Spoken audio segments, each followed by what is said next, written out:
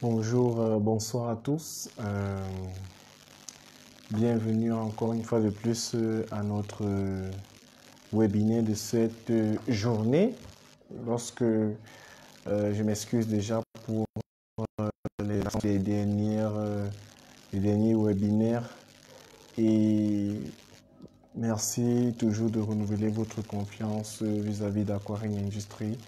Et là, aujourd'hui, nous allons parler d'un thème très important. Nous allons parler des techniques d'alimentation des poissons parce qu'il faut comprendre que euh, une production bien faite vient aussi d'une alimentation bien établie. L'alimentation des poissons, en fait, c'est le critère essentiel de réussite de son projet pendant le processus de production des poissons. Du coup, lorsque vous faites un projet piscicole, il faut toujours se rassurer d'avoir tous les éléments de production en place. Quand je parle des éléments de production, il s'agit des alevins, des aliments et toute la technique qui va avec. Et là, actuellement, on parle des intrants de base, dont l'aliment. Et vous devez savoir que l'aliment pèse 60 à 70% du coût, du coût de production des poissons. Donc, si vous voulez bien gérer votre production, il faut bien gérer les aliments. Et lorsque je parle de bien gérer les aliments, il ne s'agit pas seulement de pouvoir bien stocker, mais il s'agit de savoir quels sont les types d'aliments qu'on utilise pour pouvoir bien gérer, pour pouvoir bien nourrir les poissons. Pourquoi il faut bien nourrir les poissons? Comment on fait pour bien nourrir les poissons? Quand est-ce qu'il faut nourrir les poissons? Et qui doit même nourrir les poissons? Et ainsi, comment faire pour bien stocker les aliments? Ces paramètres-là entrent dans la bonne gestion qui, en un moment donné, vous permet de bien régler votre coût de production. Étant donné que je vous ai dit, c'est 60 à 70% du coût de production. Il faut faire très attention lorsque vous êtes en train de mettre votre projet sur pied. Alors, euh, pourquoi pourquoi alimenter les poissons, ça fait partie. Nous allons donc parler de ces 6 bases. Avec quel type d'aliments on produit les poissons? Pourquoi on doit nourrir les poissons? Comment on doit nourrir les poissons? Quand est-ce qu'on doit nourrir les poissons? Qui doit nourrir les poissons? Et comment stocker les poissons? Nous allons parler de ces 6 éléments-là tout de suite. Et pour commencer, vous devez savoir que actuellement au Cameroun, les aliments, c'est en fait une denrée très rare parce que la majorité des personnes qui font l'élevage en intensif ont souvent besoin d'une catégorie d'aliments bien précise parce que c'est pour garantir leur production. Puisque lorsqu'on fait déjà l'élevage en système intensif, c'est pour commercialiser, c'est pour rendre ça commercial et économiquement rentable. Donc si c'est que vous n'avez pas des aliments de qualité et des aliments en quantité, ça ne sert à rien. Et actuellement, le duel du marché, c'est d'avoir des aliments en quantité et des aliments en qualité. Du coup, vous allez retrouver donc 3 catégories de types d'aliments sur le marché, surtout africain. Ces catégories d'aliments, vous avez les aliments flottants, qui sont encore les plus nécessaires lorsqu'on est en train de faire une production intensive. On a l'aliment semi-flottant et l'aliment non flottant. L'aliment non flottant, c'est cet aliment qu'on utilise souvent en système extensif. Donc, on utilise un aliment juste pour pouvoir nourrir les poissons en étang. C'est soit de la poudre, soit des granulés qui ne flottent pas, lourds. Donc, lorsqu'on jette dans les bacs ou bien dans les bassins et dans les étangs, du coup, ça plonge directement dans le fond du bassin. Et ce genre d'aliment n'est pas souvent conseillé lorsqu'on est en train de faire un système d'élevage intensif dans les bacs hors sol parce que cet aliment-là, lorsqu'il est dans les bas-fonds, il ne se dégrade pas dans les bacs hors sol. Du coup, il peut être toxique pour les poissons. Donc, il faut faire très attention pendant le processus de production. Maintenant, les aliments semi-flottants, ce sont des aliments qui, en même temps, vous permettent de pouvoir avoir un système pour permettre de pouvoir constater que les poissons mangent. Parce qu'en même temps, ça flotte, mais ça ne flotte pas assez. Du coup, on utilise ce genre d'aliments lorsqu'on veut juste nourrir les poissons, mais en système semi-intensif. Ça veut dire qu'on apporte notre petit peu à l'alimentation des poissons de notre bac, sans toutefois mettre une précision sur ce type d'alimentation-là. Ça veut dire qu'on donne juste les aliments qu'on a fabriqués localement, mais qui flottent juste un peu. Maintenant, il y a des aliments flottants, totalement flottants. Ce sont des aliments uniquement faits pour pouvoir gérer l'élevage en intensif. Ça veut dire que vous jetez un aliment qui a la capacité de pouvoir supporter totalement une certaine quantité de pression d'eau et peut rester comme ça flottant sur près d'une heure, voire même 2 heures et plus sur l'eau. C'est ce genre d'aliments qu'on utilise dans les espaces hors sol. Donc, lorsque vous voulez faire une pisciculture en hors sol, vous prenez ce genre d'aliment parce qu'il est le plus adapté pour votre production. Si vous n'avez pas des aliments flottant, il faut chercher parce que lorsque l'aliment est flottant, il vous permet de déterminer si les poissons ont mangé ou pas. Là, vous avez la possibilité de voir les aliments qui ont été consommés. Du coup, lorsqu'on parle déjà d'aliments, il faut regarder l'indice de consommation. C'est quoi l'indice de consommation? L'indice de consommation, en fait, c'est la quantité d'aliments qu'un poisson consomme pour pouvoir atteindre 1 kilo par exemple. Donc, si je veux savoir que mon aliment est de bonne qualité, ce que je fais, c'est que j'utilise un aliment précis et j'utilise cet aliment-là jusqu'à atteindre donc, les 1 kg de poisson. Lorsque lorsque j'atteins les 1 kg de poisson, j'essaie de voir quelle quantité d'aliments j'ai dépensé pour les 1 kg là. Si je constate que j'ai dépensé 800 grammes d'aliments pour pouvoir produire les 1 kg, alors il s'agit d'une très bonne qualité d'aliments parce que avoir l'indice de consommation de 0,8, c'est vraiment excellent, voire même très très très bon. Donc, si vous avez un indice de consommation qui se trouve à 1 ou à 2, c'est pas très grave, mais ce n'est plus assez important comme celui qui fait l'aliment, comme celui qui a eu un indice de consommation de 0,8. Il y a ceux qui ont l'indice de consommation de 3, ça veut dire qu'il a utilisé 3 kg d'aliments pour pouvoir produire 1 kg de poisson. C'est trop d'aliments dépensés. Du coup, même si cet aliment est moins cher en termes de coût, il est en fait plus cher dans le calcul parce que vous pouvez avoir un aliment non flottant qui coûte peut-être 500 francs le kilo et qui donne un indice de consommation de peut-être 3 ou de peut-être 4. Ça veut dire que c'est 4 kilos qu'on dépense pour pouvoir produire les 1 kg de poisson là. Donc en multipliant les 4 fois 500, vous vous retrouvez à 2000. Imaginez, même si c'est 3 kilos que vous dépensez, avec les 500 francs là, ça fait 1500. Vous voyez, c'est entre 1500 et 2000 que vous dépensez par rapport à une personne qui a utilisé 800 grammes d'aliments pour pouvoir produire 1 kg de poisson, même si son aliment là coûte 1500. Quand vous multipliez 0,8 fois par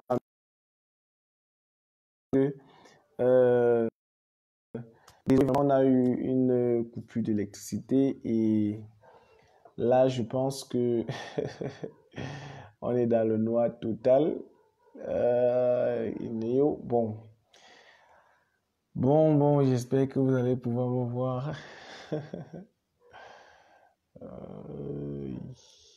Ça, c'est pas possible. Et là, actuellement, nous sommes dans le noir. Vous ne me voyez même pas.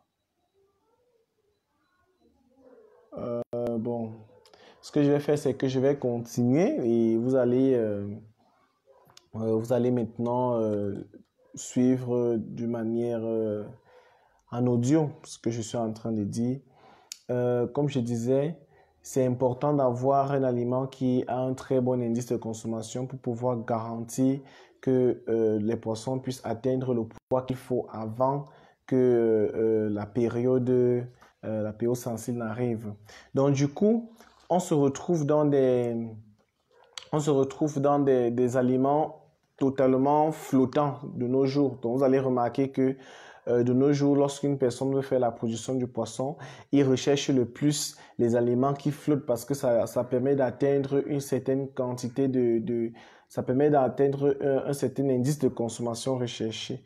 Donc, c'est cet indice-là qui est le plus important lorsqu'on veut faire ces aliments et lorsqu'on veut peut-être commercialiser ou du moins lorsqu'on veut peut-être produire son poisson. Donc, il faut faire très attention sur ce côté-là.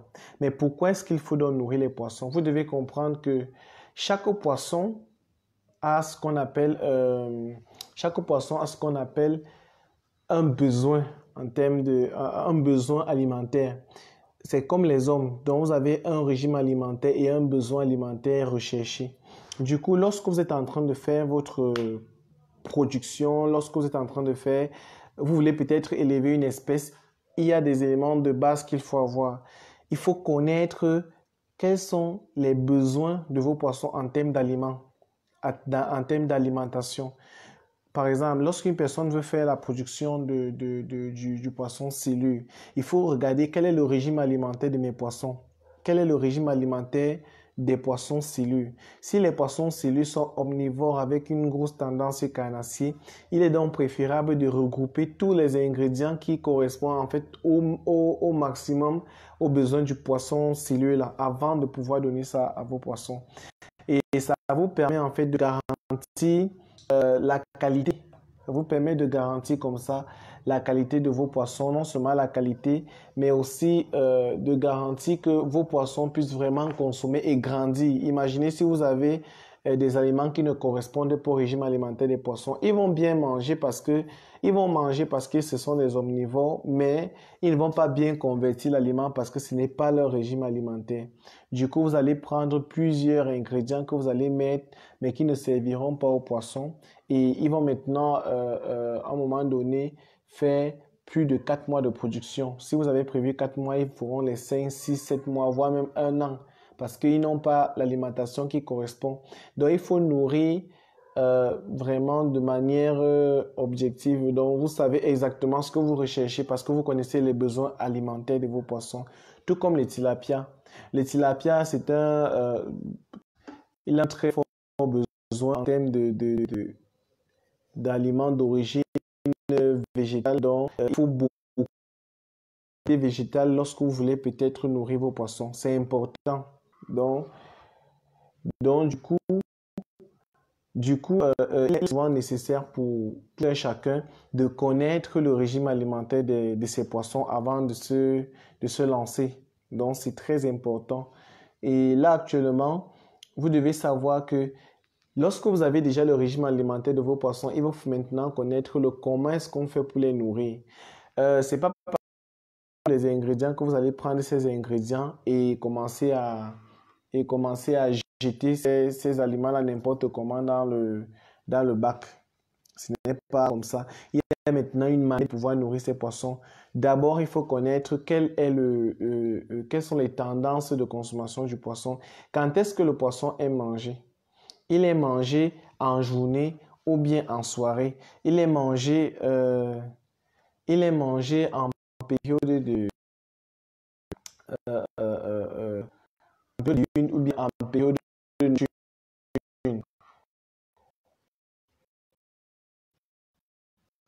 Le poisson est mangé en période nocturne et en période de lune. Ça, ce sont des choix qu'il faut connaître avant.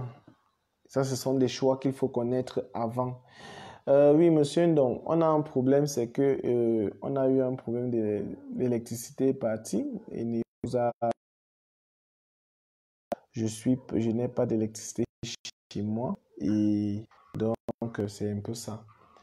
Donc, vous allez, comme j'étais en train de vous dire, c'est comment nourrir les poissons en fait. On ne nourrit pas les poissons n'importe comment. On ne nourrit pas les poissons n'importe comment. C'est pas parce que vous avez l'aliment que vous allez juste jeter l'aliment dans le bac. Il y a d'abord le temps de nutrition.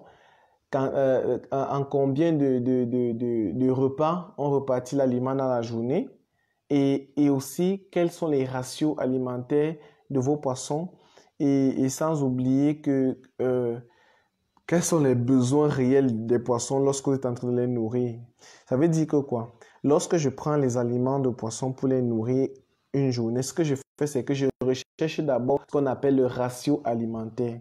Le ratio alimentaire, c'est un peu comme le pourcentage de nutrition que nous devons... donc, c'est en fait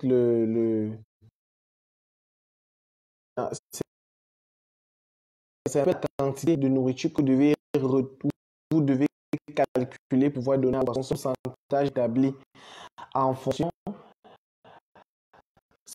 C'est un pourcentage établi en fonction des d'aliments du problème de connexion et les appels aussi. Bon, comme j'étais en train de vous expliquer, lorsque vous voulez savoir quelle est la quantité d'aliments, vous utilisez ce ratio pour pouvoir dire la qualité de vos aliments. Donc, vous utilisez pour garantir la qualité de la consommation de vos poissons. Le ratio alimentaire ici, pour les aliments importés, par exemple, varie entre 1, 2, 3 jusqu'à parfois 6,5. Et les aliments, mais l'aliment local,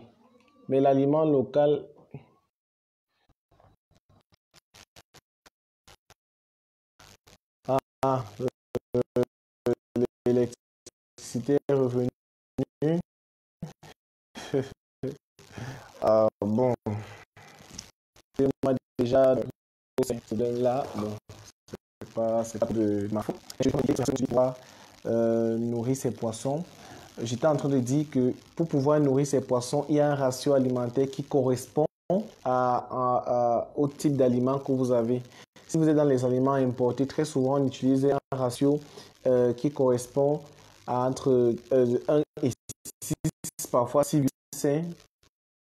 Pourquoi? Parce que ces aliments ont été vérifiés en termes d'efficacité.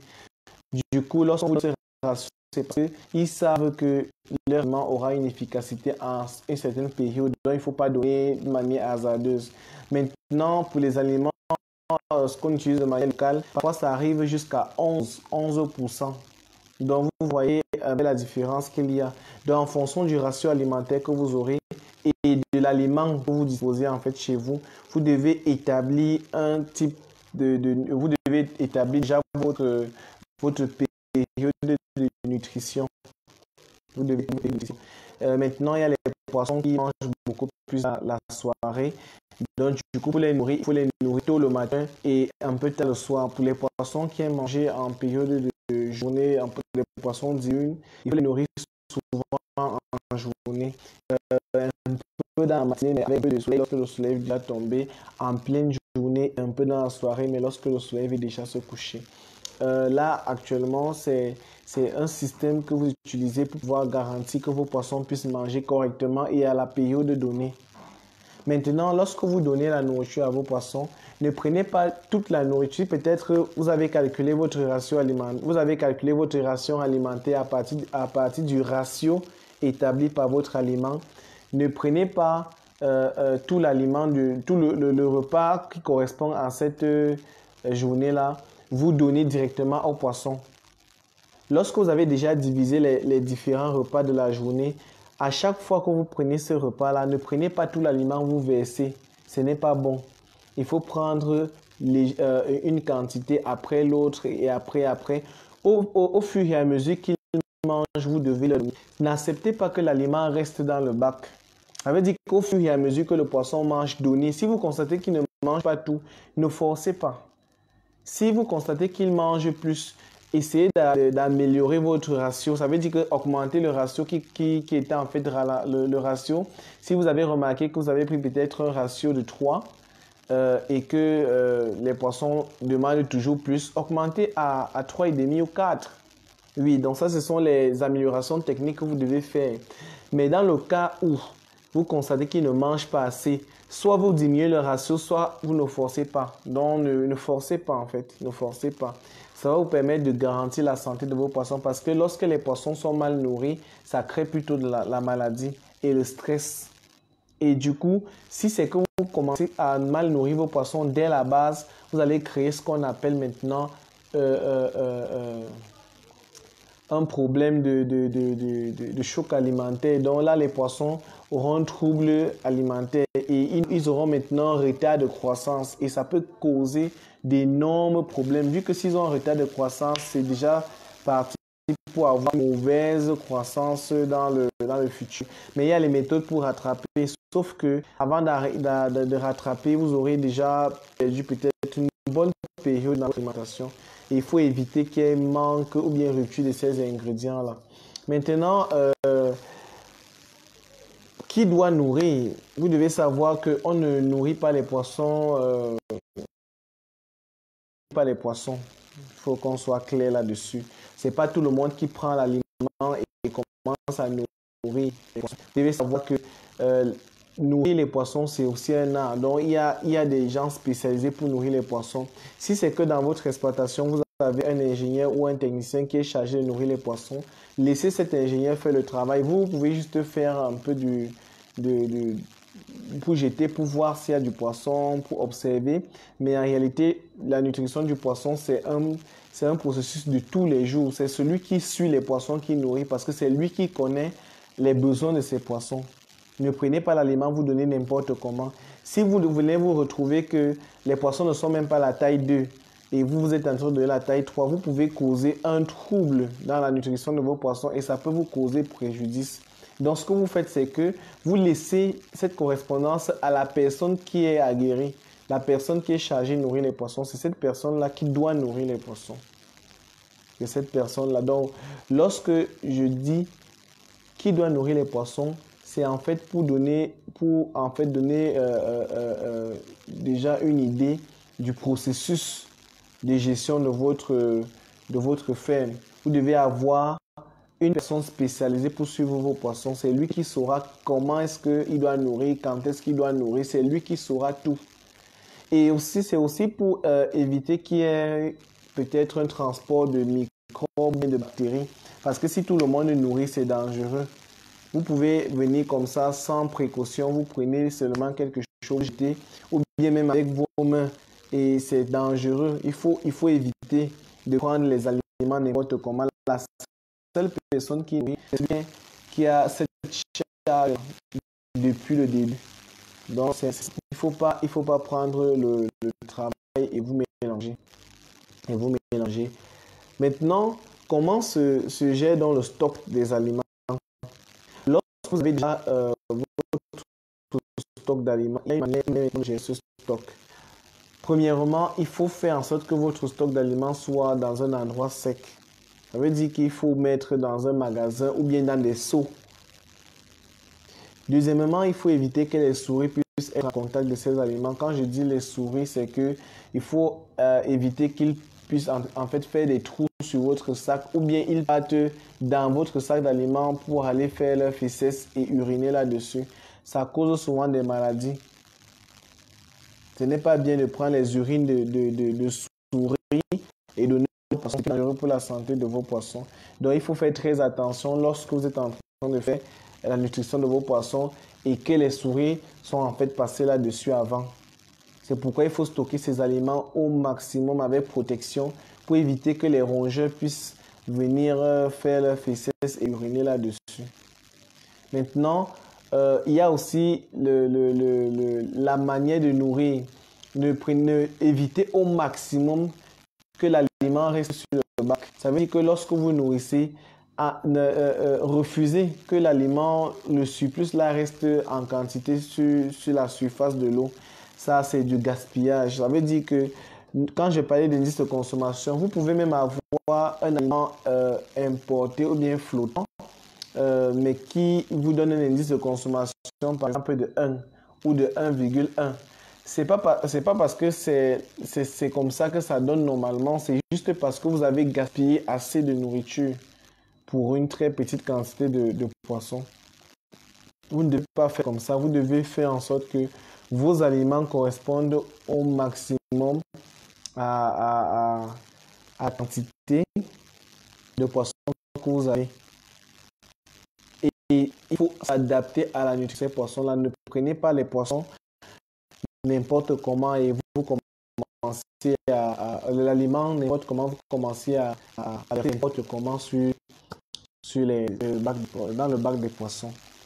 Vous comprenez donc que la gestion de l'aliment est très importante. Ça veut dire que c'est dans l'aliment qu'on retrouve même la meilleure façon de guérir les poissons.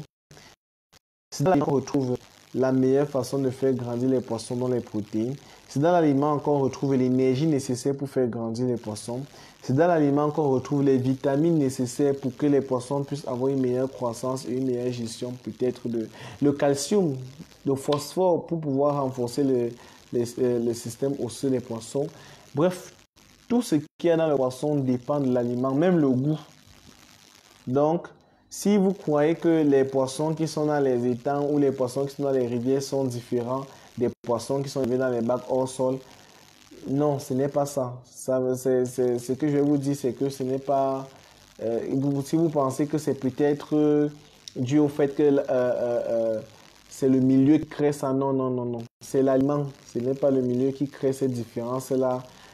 Peut-être à 5%, mais 95% vient de l'aliment. Ça veut dire que si je nourris mes poissons avec un aliment qui n'est pas assez bon pour le poisson, vous aurez maintenant un poisson qui ne sera pas aussi bon pour les hommes qui vont manger. Vous allez souvent remarquer qu'il y a des personnes qui produisent du poisson, mais il y a assez de graisse à l'intérieur, il y a assez de métaux à l'intérieur, il y a des aliments qui en fait causent cela. Donc du coup, quand vous voulez garantir que votre poisson soit de qualité, il faut aussi leur donner l'aliment de qualité. C'est un peu là le défi, d'avoir les deux paramètres, la qualité et la quantité. C'est le défi là-bas. Donc c'est pourquoi Aquarium Industries actuellement produit ces aliments flottants avec des ingrédients de qualité, des ingrédients qui se retrouvent uniquement dans les locaux d'Aquarium Industries parce que nous avons des ingrédients qui ont un très bon taux de protéines. Du coup, ça nous facilite en fait la gestion, un très beau taux de lipides et aussi de glucides. C'est ces ingrédients-là, on essaie de réunir au maximum pour garantir la chair, la qualité en fait du poisson. Donc c'est pour ça que nous commercialisons du poisson, de l'aliment local mais flottant pour pouvoir permettre tout un chacun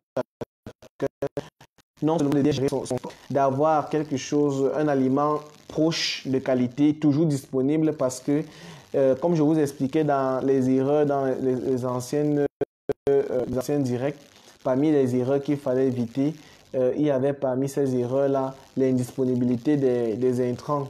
Ça veut dire que si vous n'avez pas des intrants en quantité disponible, ça devient très compliqué. Nous, on a déjà eu ce genre de coût à l'époque où on importait.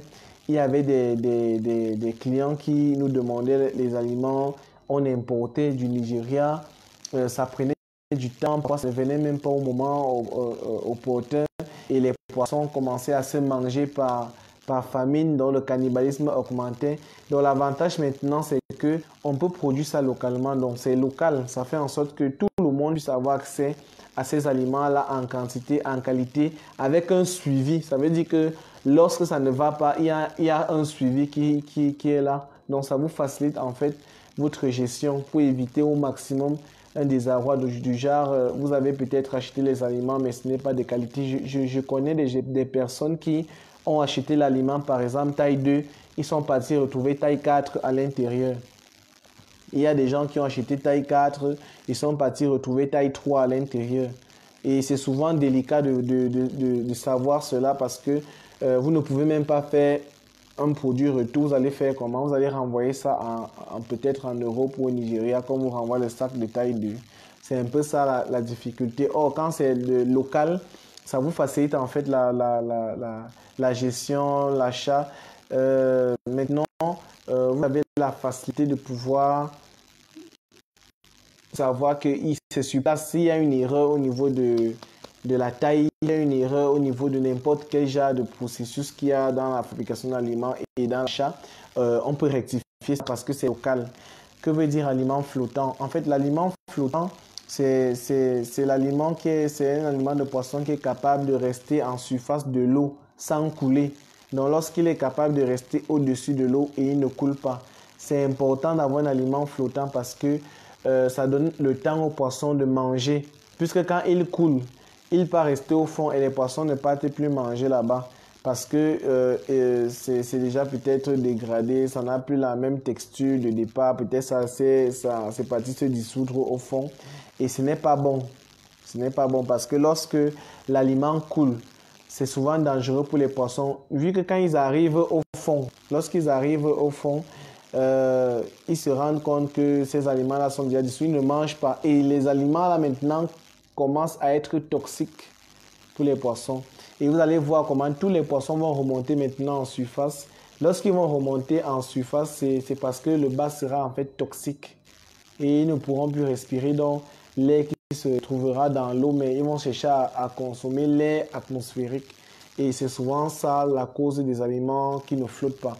Or, quand l'aliment flotte, ça donne en fait le temps non seulement à la personne d'observer que le poisson mange, ça donne aussi le temps au poisson lui-même de venir manger après, même si c'est qu'il n'a pas mangé directement au même coup là, mais de venir manger après. Ça donne une meilleure gestion de l'aliment et une meilleure gestion de ses coûts, meilleure gestion de son eau, meilleure gestion même de la quantité d'aliments consommés par les poissons.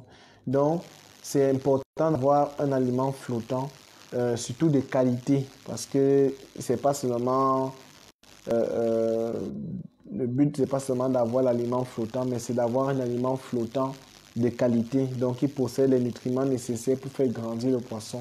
Et comme je vous ai dit, ça varie en fonction des espèces. Donc, chaque espèce a son type d'alimentation et il faut donc adapter l'alimentation qui correspond à cette espèce-là avec son régime alimentaire. Et c'est pourquoi la majorité des gens qui formulent les aliments cherchent d'abord à savoir le besoin alimentaire des poissons-là. Si c'est qu'on me dit peut-être qu'on veut élever telle espèce, je commence d'abord, je prends un exemple, peut-être la pêche du Nil, je commence d'abord à savoir quels sont les éléments, quel est le régime alimentaire de la pêche du Nil ou bien capitaine d'eau douce. Ou encore, si on me demande quel est le besoin alimentaire du mâchoiron, quel est le besoin alimentaire, n'importe quelle espèce, je cherche le besoin alimentaire des poissons. Et ensuite, je regarde si les ingrédients-là sont disponibles localement. Puisque le but, c'est de savoir est-ce qu'on peut trouver ça localement pour garantir la qualité et garantir la quantité. Et ensuite, maintenant, quand il y a disponible, je formule les aliments adaptés à la taille du poisson, adaptés à l'âge du poisson. Parce que j'ai oublié de vous dire, dans les aliments de poisson, il y a plusieurs tailles. Il y a la taille de la taille 3 jusqu'à la taille 12 pour ici. Ce que nous, on a, c'est jusqu'à taille 9. Donc, en fonction des différentes tailles maintenant que vous avez, vous allez maintenant, en fonction de différents âges que vous avez au niveau de vos poissons, vous allez adapter maintenant une taille précise. Et c'est cette taille-là maintenant qui vous permet de pouvoir juger que les poissons-ci, peut-être, ont déjà grandi ou pas. Imaginez, il y a ce que je vous avais expliqué, par exemple, un moment, la pêche de contrôle. La pêche de contrôle, son but, c'est en fait de connaître si les poissons ont grandi ou pas et afin de pouvoir bien établir une meilleure gestion dans le futur. Savoir quelle est la quantité d'aliments qu'il faut donner après, quel est le rythme de nutrition qu'il faut donner après, quel est le niveau d'aliments qu'il faut déjà donner, quelle est la granulométrie qu'il faut déjà donner, ça veut dire la taille d'aliments qu'il faut déjà donner. C'est donc là où maintenant intervient dans cette granulométrie-là. Est-ce que les poissons sont déjà de la taille 2 à la taille 3? C'est pendant la pêche de contrôle qu'on vérifie cela. On regarde le poids du poisson et on sait que le poids de ce poisson mange souvent telle taille. C'est donc comme ça qu'on prend dans la taille là et on commence donc à nourrir les poissons. Tous ceux qui sont petits, on les retire. Tous ceux qui sont grands, on les met d'un côté. Du coup, ce qui correspond maintenant à la taille de ces poissons-là, on donne l'aliment qui correspond. Et chaque aliment maintenant a non seulement sa granulométrie, mais a aussi sa formulation. On ne formule pas de la même manière la taille 2, la taille 3, la taille 4. Chaque taille a sa formulation parce que chaque niveau de croissance des poissons a son besoin en termes de protéines, a son besoin en termes de lipides et glucides, bref, a son besoin particulier parce qu'ils n'ont pas les mêmes problèmes du début jusqu'à la fin. Donc, il faut changer leur alimentation.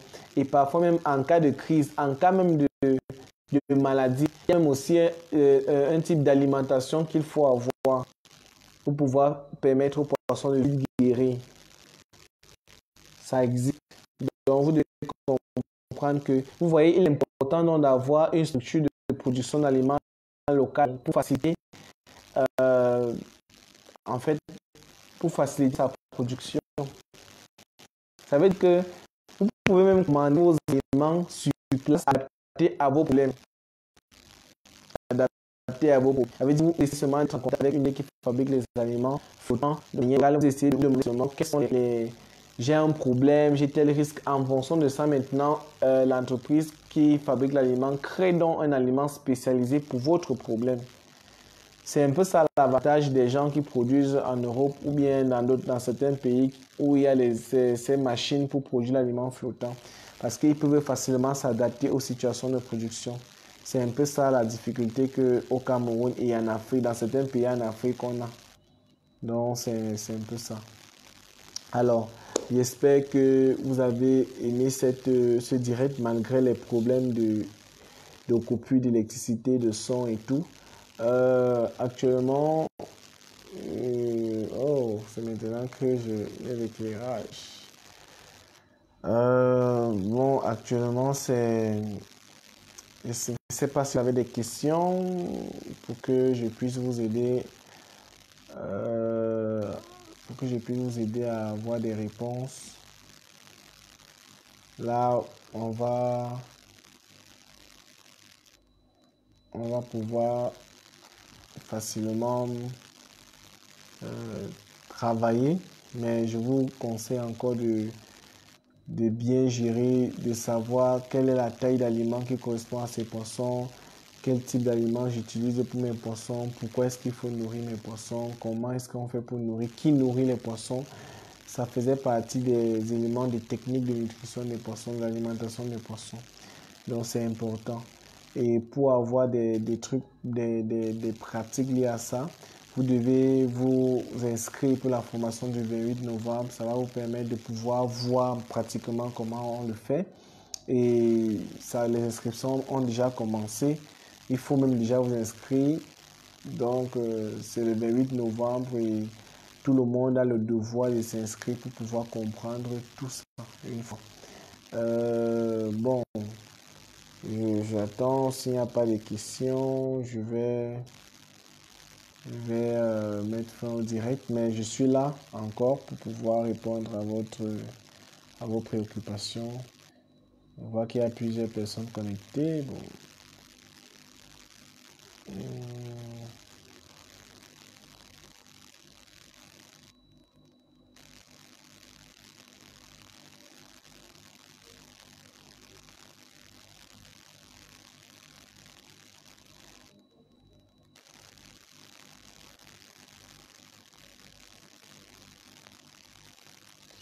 Ok. Bon, comme il n'y a pas de questions, je vais donc vous dire à vendredi de la semaine prochaine pour un autre webinaire. Et si vous avez des questions même après, vous pouvez poser ces questions-là. On pourra répondre avec le temps. Donc, je m'excuse encore une fois de plus pour Enio et tout ce qui va être comme d'aujourd'hui.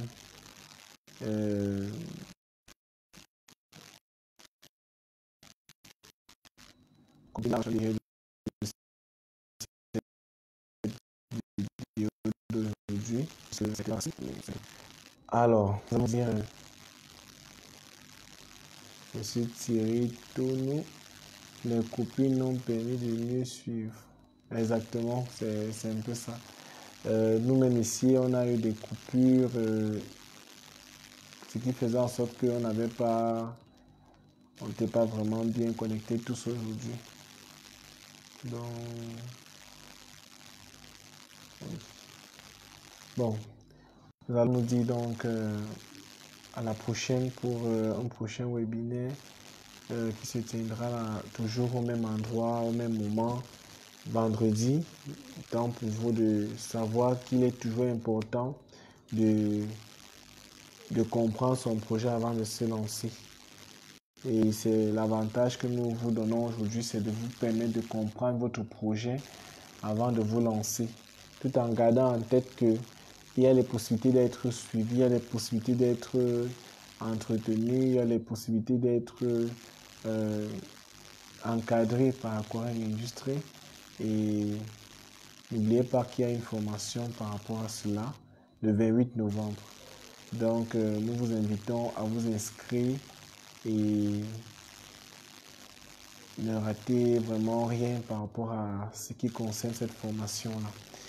Du coup, je vous souhaite une excellente soirée et nous disons à vendredi de la semaine prochaine pour un autre thème qui sera encore plus mieux détaillé, qui sera encore plus excellent que celui d'aujourd'hui. Bonne et merveilleuse soirée à tous. Merci.